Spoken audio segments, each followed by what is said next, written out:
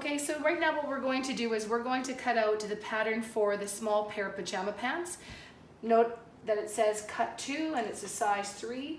We have our material folded in half, and the very first pin that I'm going to do is I'm going to pin the top of the arrowhead. And then what I'm going to do is I'm going to take my seam, my tape measure, and measure it all the way to the edge of the selvage edge. I'm going to mark that, and I'm going to put that selvage edge marker there. And I notice it is actually pretty darn straight. I would have to do any adjustment if need be, so that this measurement and this measurement is identical. So my second pin is the second arrowhead. And now I have a grain line which is parallel to my selvage edge. My following pins will be on my corners where I pick up my fabric, I go in about 1 inch, I poke, and then with my finger up beneath, I just get that pin head to the edge of the corner, making sure it doesn't stick out. The common errors I see is this, where the pin head is out, and my scissors, when I come to cut around, will be hitting that pin. So it'll be in and out. What I'm going to do is I'm going to continue to pin all my corners and then all of my straight pieces. So I do need to make sure that my pins are very close to my edge of my fabric. This is incorrect, as when I'm cutting, my scissors might get underneath that paper and give me not the best cut. Ideally, your pinning is great, your cutting is great, and your seams then will be nice and straight. Now when I cut, after I've pinned, I keep one edge of my scissors down against my table, and I'm making nice long snips very, very, very close to my pattern. I don't leave any seam allowance because the seam allowance is already built in. Nice big snips close to the pattern. Now that I have my pattern cut out, you can see that there's a small curve here and a curve that goes over, over, over, and then up. They are different, not by much, but they are. This is where the bum part is, and this is the front. The bum, we need a little bit more junk in the trunk, or we have a bit more junk in the trunk, so we need a bit more room. So now you could tell the difference in your pattern between the front and the back. I just finished cutting them out. I have 2 pieces. This is my good side of my pattern. And so what I need to do is always in sewing put good sides together. So there's one good side, and then I take my other good side and I match them up again. My notches should be matching and my edges should be matching. So my first job in this pair of pajama pants is to sew those U curves. So I'm going to sew and I'm going to sew. But first things first is to pin. I take my pins and notice that my edges are not together. I need to make my edges come together. And then I put a pin in this here and have it sticking out. When I pinned my pattern, remember how I put my pins close to the pattern's edge on the paper? This time I'm poking through and I'm giving a little twist. They're not matching. I say to them, I'm the boss, and I make them match. I bring them together and I pin. There we have it. I have all of my U's pinned. The pin heads are sticking out so I could easily grab them as I do a 5/8 seam allowance on both edges. So now what I'm going to do is I'm going to get my edge of my fabric, my cut edge, my raw edge, lined up with 5/8. So there's my 5/8 mark. I put down my presser foot. I go forward maybe 3 times with my needle. 1, 2, 3, and then I'm going to press my reverse button and go all the way back and come forward again. I am not looking at my needle. I'm looking at my 5/8 mark, and I continue to go. As my needle comes close to a pin, I stop, I pull it out, and I put it into my pin cushion. That's on my side, not there, but it'll be there soon. And then I keep on going. I stop, I pull the pin out and into my pin cushion. Again, keeping my cut edge along the 5/8 seam allowance. I'm noticing here that it's not perfect. I should have brought those raw edges a bit together, a bit more. I'm gonna keep going on. Coming close to a pin now. Notice this curve.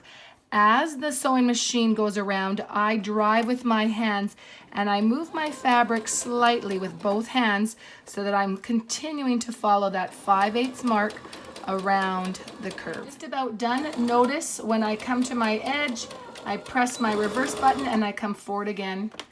Press her foot up, needle up, and then trim. So I have my first seam sewn and my second seam sewn. I'm gonna clip all those extra bits. I'm going to take it to the serger and then I'll take it to the iron and press the seam open. Okay, I'm at home and I don't have a serger, but I would have serged that. Now the next step is to bring these seams together.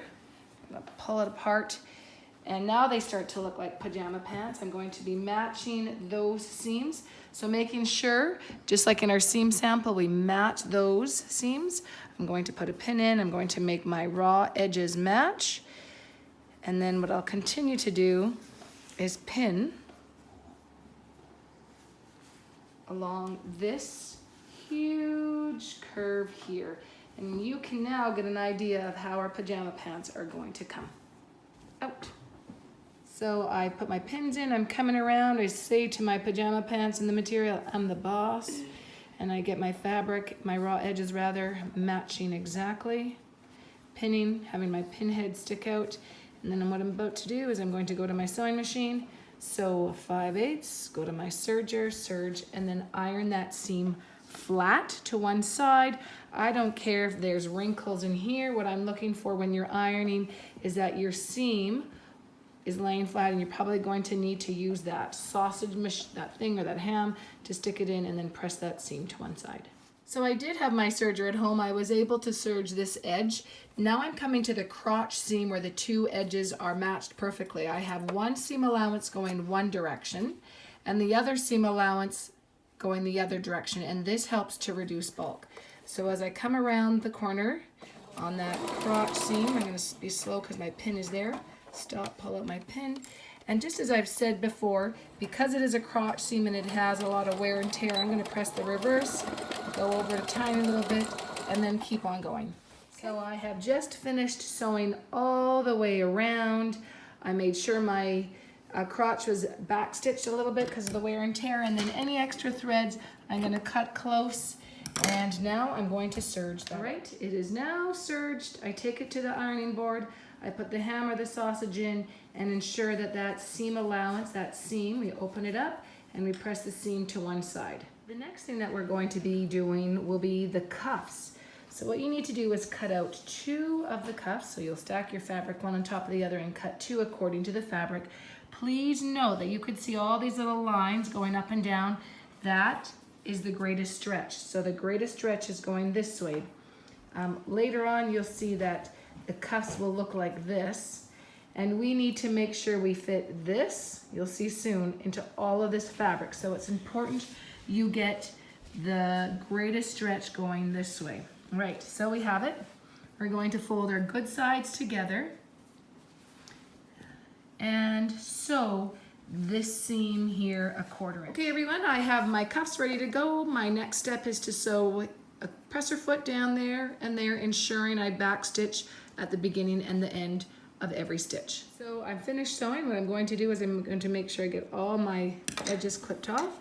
And now you can see I've got a seam. Let's see if you can see. Can you see that? There, I press it, I finger press it open all the way down to the bottom. I do not need to take it to a serger. Now what I'm going to do is I'm going to fold it in half and then just flip it inside out. So now it starts to look like a cuff, like I would wear on my wrist for a sleeve. I could wear it, that's a cuff too. You can see my shirt has a longer cuff, but we're gonna use this cuff for the bottom of the pajamas. But remember how I said before, I need to make sure this fits all of this. So in order to prevent bunching just on one side, I want to have uniform bunching. What I'm going to do is I'm going to section off my pair of pajamas. So you can see that this is my inner leg seam and this is the outside. I don't have a seam. In some pants you'll find that this seam here does, actually this edge here does have a seam, but we don't. I want to just mark it though. So if I bring these 2 edges to get, well actually if I pull them all the way apart and I put a pin in here, I've marked my side seam. Now when I take this pin and I bring it to this seam, what I now mark is center front, and I put a pin in there, and I mark center back. So 3 pins plus a seam, there's my seam. If I could put a pin in here, but I don't need to. I'll do it just to show you. I've quartered off my pajama pants. So there's 1, 2, 3, 4 pins in there. I'm going to do the exact same thing to my cuff. So you can see that I've got the seam. Can you see that? There's my seam. I don't need a pin there. But if I go directly across, there's my outer seam. So there's my one seam. I'm going to put a pin in here. And then when I bring that pin together with that seam, I'm going to mark off center front and center back. So I'll put a couple pins there. All right, so I have my cuff sectioned off into 4, and what I'm going to do, this is my good side, right? It's in here. I'm going to take my seam and I'm going to match my inner leg seam. So this is where I will mark you, making sure those seams match. I will remove the 1 pin and I'm going to repin, making sure my seams match. I'm going to get that cuff into the pajamas, and I know all the way across, there's the outer leg seam, but there's no outer leg seam. I've just marked where it would be. I keep my raw edges together and I replace 1 pin, so now I have 2 of the materials together. There we go. I have to bring this pin all the way to that one. Raw edges together. I actually have to remove both of them, and then I pin. Then I'm going to bring that purple one all the way to the white one and repin, keeping again raw edges. Now you can see that the green should be having equal kind of loops around it. There's not a bunch of loops on one side and then it all fitting. So here's where you need to get a partner. You need to, so there's the black, it's hard to see, but there it is. And now you need a partner, because I'm going to stretch it out, and the partner's going to need to pin smack dab in the middle. I have my pins, I have my partner, there's 4 sets of hands, there's 2 pins, my partner's going to pull tight. I'm going to make sure all 3 edges line up, and I'm going to guess where smack dab in the middle is, and I'm going to pin. Good, and then we'll release, and then the partner will swing it around. There's a little bit more of that bubble, pull. I get all of my raw edges, my 2 black edges and my green edge all lined up. You say, I'm the boss, and you make sure they come together. And the partner's gonna release, switch, give it a good yank. All raw edges luckily were matched up on that one. And finally, pull.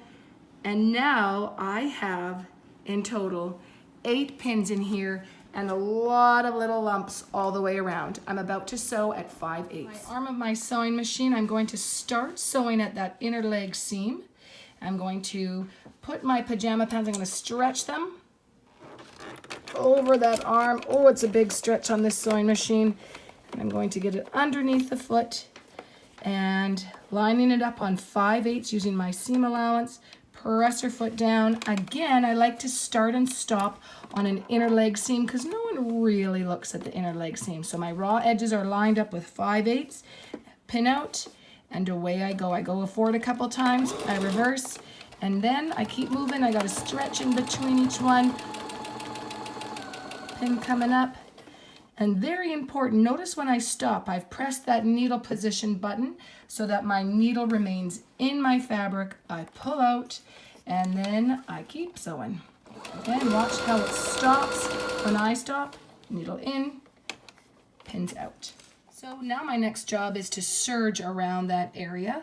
I have people who will serge this way, but I cannot see what's going on underneath. So what I'd like all of you to do is serge from the bottom and then all the way around. And I'm going to show you how I lift up. So I'm going to make sure my raw edges are matching. I have to give it a bit of a stretch. I lift up the plate and away I go. Oh, this is a loud one. Cutting off a little bit as I go. And then I have to turn my pajamas, and I'm keeping any extra fabric out of the way. Good. Turning as I go, giving it a bit of a stretch. I can feel with my fingers, I'm seeing with my fingers that there's nothing caught underneath. So moving it all away. Now as I come to the edge, what I'm going to do is I'm going to go over and then I'm going to pull this back and veer right off. So I just surged around, I'm going to pull it out. There's my little cuff. It's inside out, so I just want to show you what it looks like right side in. There it is, my cuff. And you could see that there are a few little, all these little ruffly edges are equal all the way around. I don't just have ruffling on one spot and straight on the other. For my seniors, what I would like you to do is take that seam allowance and put it up toward the pants. Again, stretch those pants on. And I'm going to put the edge of my presser foot. So that little green bit and my foot is going to, I'm always going to follow this line right here. So the edge of my fabric and that silver presser foot is together. And I don't know if you can see it, but I know I could feel it. The seam allowance is going up to the pair of pants. I'm going to start on the inner leg seam, wrap that around. Here we go forward a couple times. Oh darn, I lost my thread, and back, and anyways, I'll end up with top stitching all along there. I rethreaded my machine, and now you can see I'm just coming to the end of it. My goal is to join those lines up. I don't need a lot of back stitching there. I just come over, I'm gonna reverse 1, 2, 3, maybe 4, and come over, and now I have just done my top stitching. My cuffs are done. And now what I need to do is I need to serge completely around my waistband. Come on in, lift up my presser foot, glide it in, keeping the seam allowance to one side there, and I'm just gonna skim off a tiny little bit. I'm coming to the edge of my serging, I'm just gonna hold out that chain. I come over, I drive around, and I scoot it to the back. And that's it. Now that I have serged all the way around my waistband, I am using my seam gauge and I'm going to mark off 1.5 inches. And then what I'll do is I'm going to fold over 1.5 inches all the way around my waistband, because I need to create what's called a casing so that I can put an elastic band all the way through. So again, I'm going to fold over what I think. I'm going to use my sewing gauge to measure to ensure that I've folded over exactly 1.5 inches, and then notice how my pins are on or near that folded edge. All right, so I have all of my pins down. I've measured over 1.5 inches, and now I have to determine what the front and the back is. It was easy when I saw those J's laying flat, but now when I look at this, I need to determine what J is which. And so this one here, I don't know if you can see that, but it has a bit more fabric on this side than this. This one goes over and up, and there's just a little extra bit right in there, and it goes over. So this is my back. I am going to start sewing close to this edge. I'm going to go all the way around and finish there. This sewing machine, I have a silver plate with many guidelines, and I know exactly where 1.5 inches is. But when you have your sewing machine at school, you might need to use a piece of masking tape to determine where your sewing edge will be. I just want to show you, when we slip this in, I would like to make sure that you are sewing close to that serging edge. If I was just to follow my serging edge and my serging edge is not perfectly straight, I'm going to get a waistband line that is wobbly. So I know that there's my sewing guideline right there, 1.5 inches. I'm going to flip it over so I could sew on my good side. I know where my back is. This is my back. I'm going to slide it in, sew at 1.5 inches, presser foot down, keeping my folded edge always at that 1.5 inch mark. I am not starting right on that seam because I want to start here and stop over here so I have this much of a gap in between so that I can add my elastic. So I am never looking at my needle going up and down. I am keeping my folded edge on that 1.5 inch marker. Maybe you have masking tape on yours, and I'm always keeping the folded edge on that sewing guideline. So I finish the waistband edge. Notice it is parallel to that folded edge because I always followed the folded edge along my 1.5 seam allowance. I have a gap of sewing, so there it is. I've got a hole there. What I'm going to do is I'm going to take my elastic band, stick a pin through the top edge of my elastic band, And now what I'll do is I will weave my elastic band through this little tunnel, which is known as a casing.